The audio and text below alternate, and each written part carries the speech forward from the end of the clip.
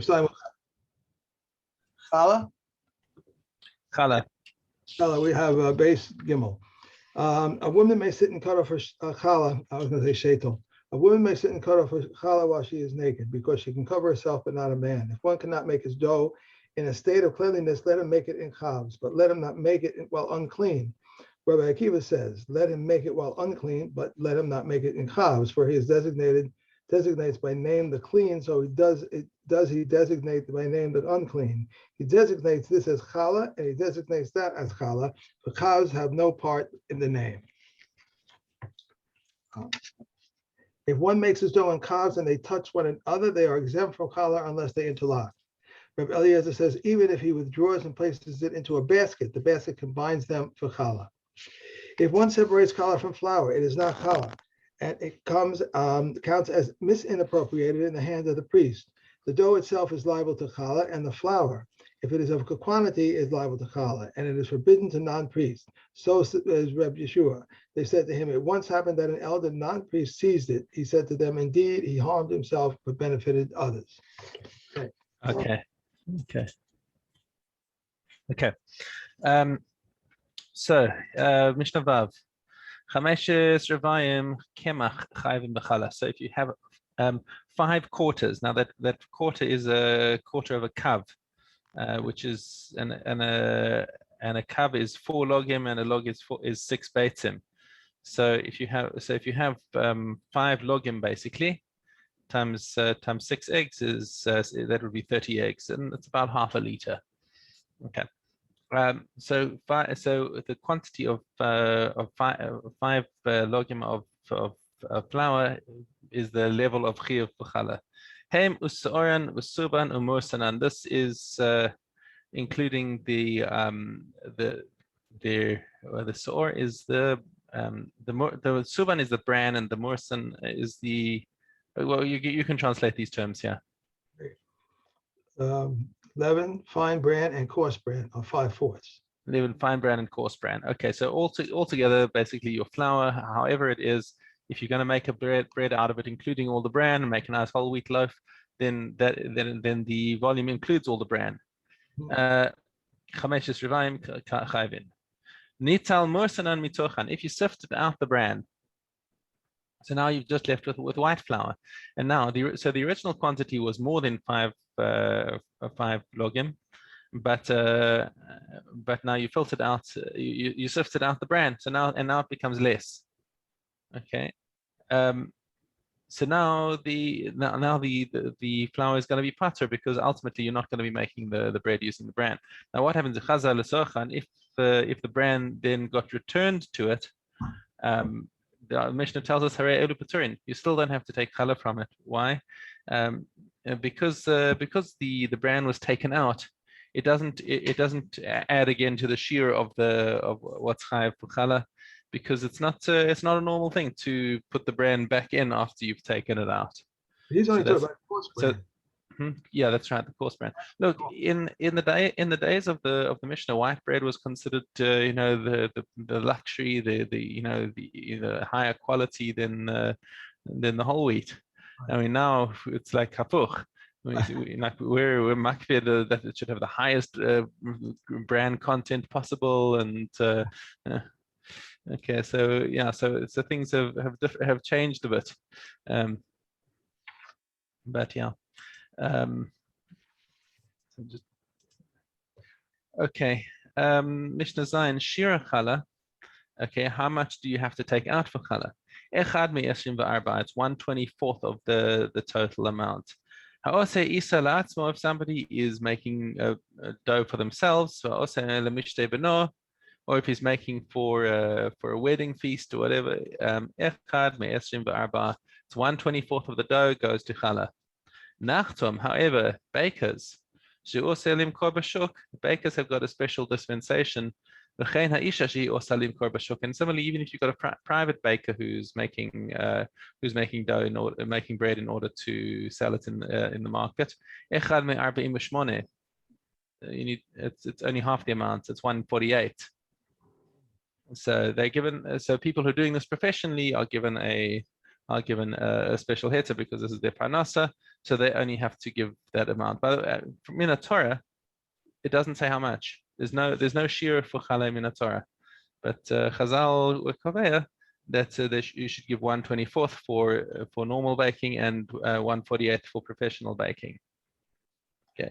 Nitmeis isasa shogeges or anusa. Now, let's say you've got a woman who's making bread at home for her family. So a normal share would be 1/24. But her dough became tameh by mistake, or shogeges or anusa, whether it was careless or against her will, out of her control. Then since the coin's not going to be able to do anything with it anyway, so again they drop the shear to 1/48.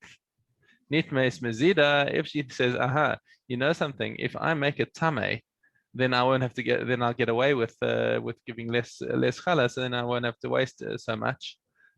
If that's the case, so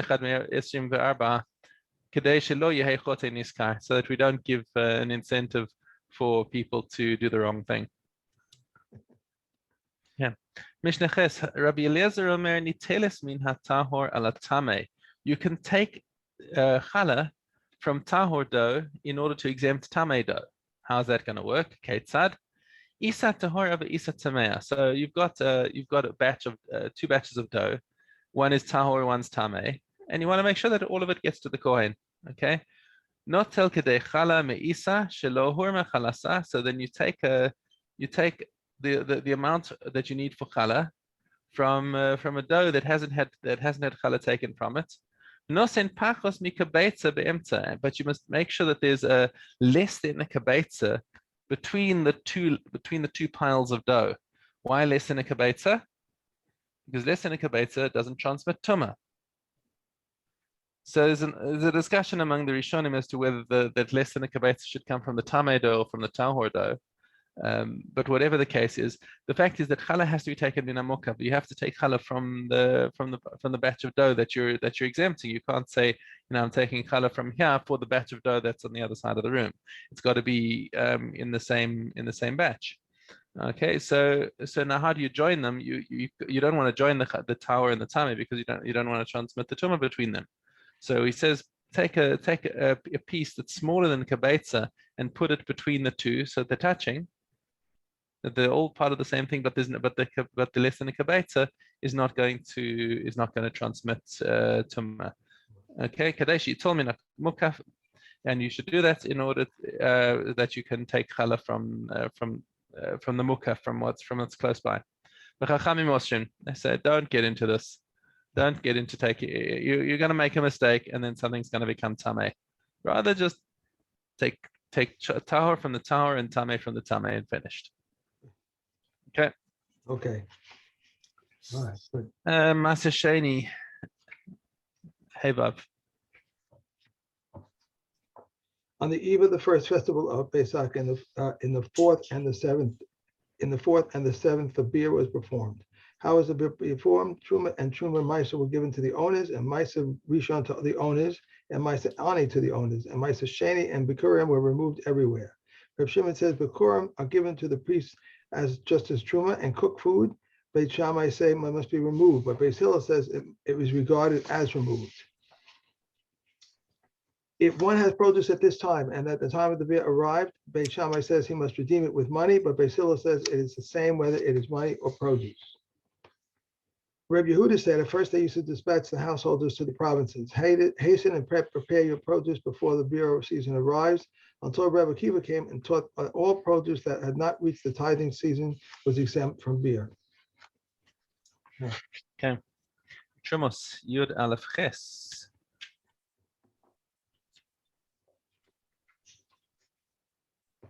If one pours from one jar into another and allows 3 drops to drip, he may put it into chulin. If he inclined it and drained it, is his truma. And how much must truma Maisa of the mind need to be there to require him to take to the priest? 1/8 of an eighth.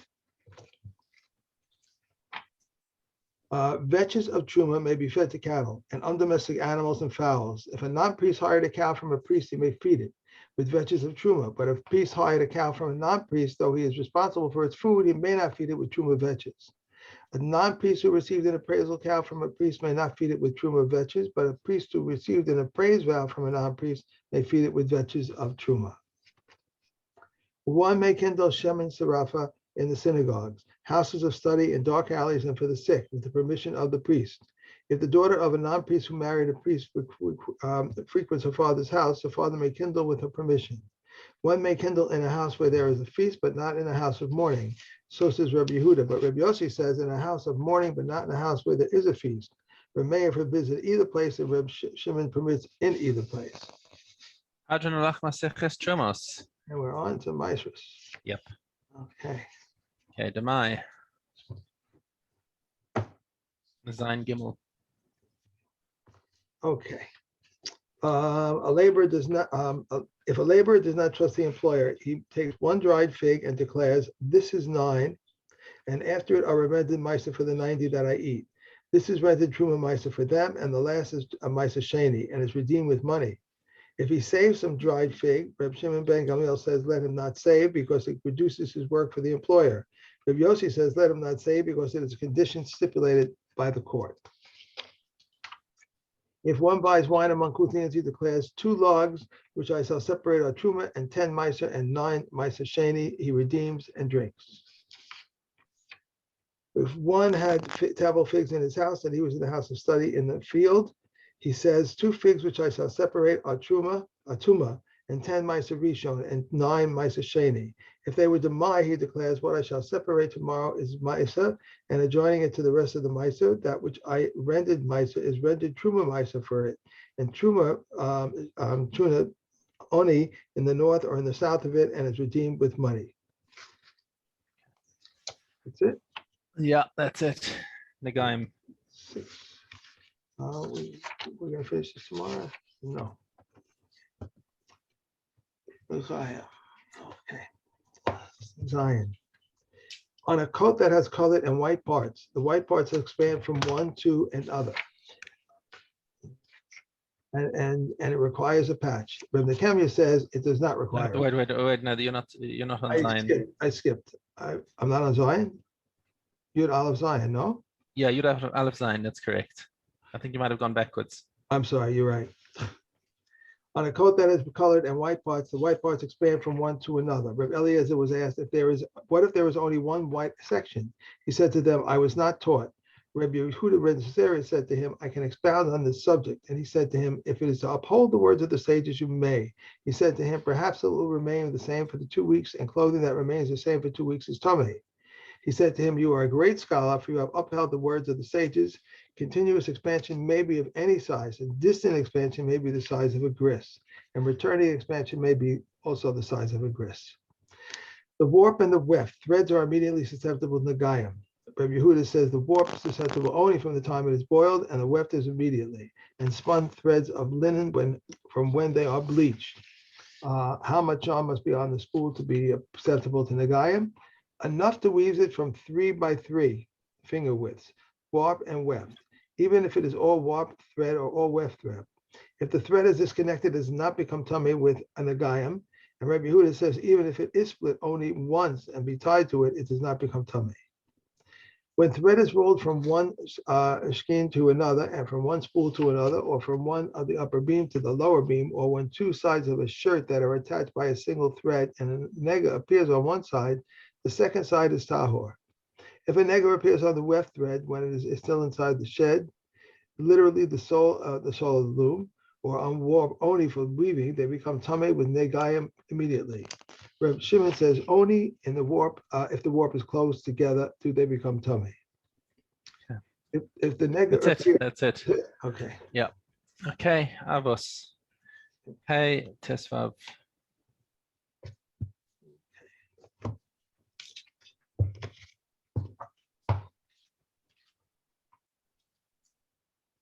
I'm sorry, you said Nagayim?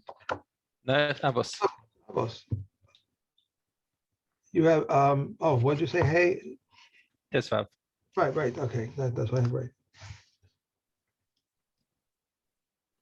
There are 4 types of people who sit before sages: a sponge, a funnel, a strainer, and a sieve of a sieve of a sponge, which soaks up everything, a funnel which takes in one end and passes it to the other end strainer, which removes the wine but collects the dregs, a sieve which removes the flour dust but collects the fine flour. Any love that depends on a particular thing, when that thing ceases, the love will cease. But a love that does not depend on anything particular, it will never cease. What is an example of love that depends on a particular thing? The love of Ammon and Tamar. And what is an example of love that does not depend on any particular thing? That of David and Jonathan. A dispute that is for the sake of heaven will endure, but one that is not for the sake of heaven will not endure. What is an example of a dispute for heaven and for the sake of heaven? The dispute between Hillel and Shammai. And what is an example of a dispute that is not for the sake of heaven? The dispute of Korach and his entire company. Okay. And Kesubos.